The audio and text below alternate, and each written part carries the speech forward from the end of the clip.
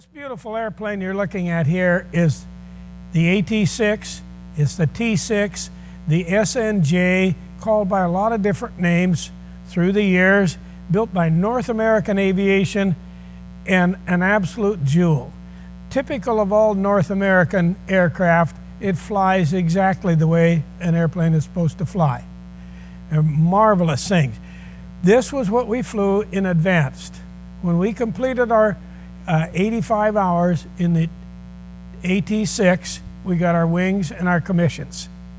This was our first encounter with retractable landing gear, and one of the questions that's always asked is, how many of these cadets landed gear up? And the answer is, in 3 classes that I know of, 3 in a row, none. I never knew anybody to do that, because it had been pounded into them to make sure that they put the gear down before they landed. So it became a part of the routine.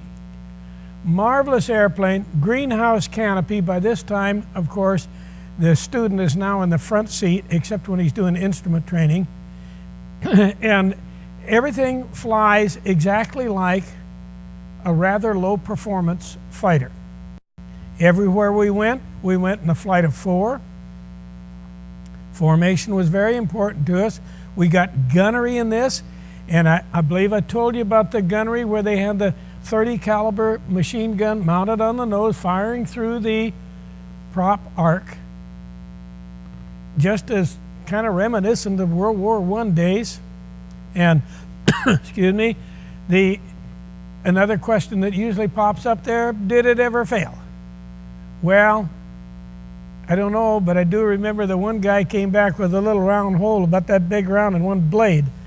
And so I guess I'll let that answer the question.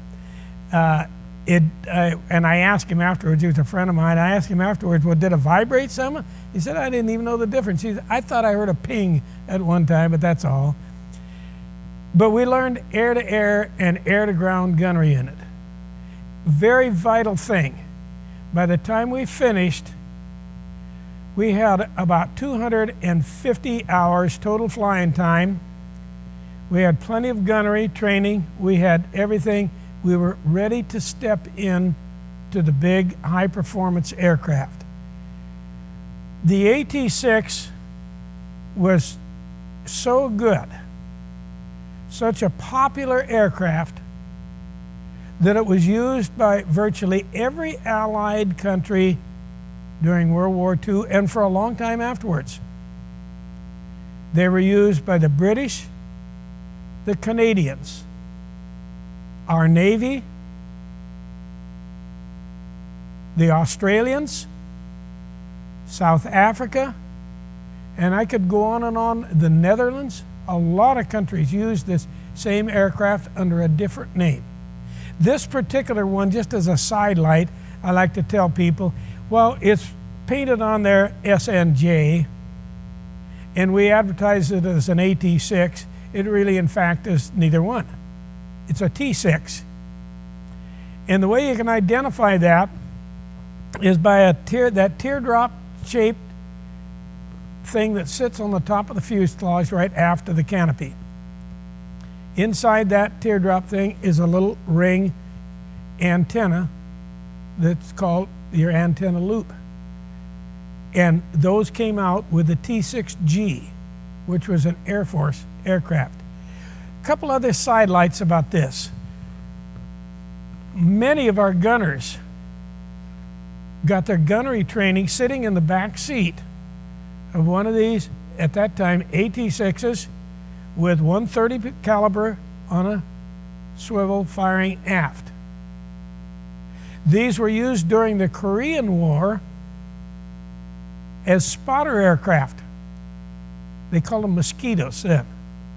And they would go out and find the target, because they could fly low and slower, and find the target and then fire, and they're talking with the fighters up overhead, and they pinpoint the target, fire a rocket at them, which is really just a flare rocket, and that marks the target, and the fighters peel in and pick it off. They were very, very effective, and they're so maneuverable that they were really pretty hard to shoot down. They got a lot of scares, and they did lose a few, but not very many. It's a marvelous, marvelous airplane. Very, very rugged, very tough, and an absolute delight to fly.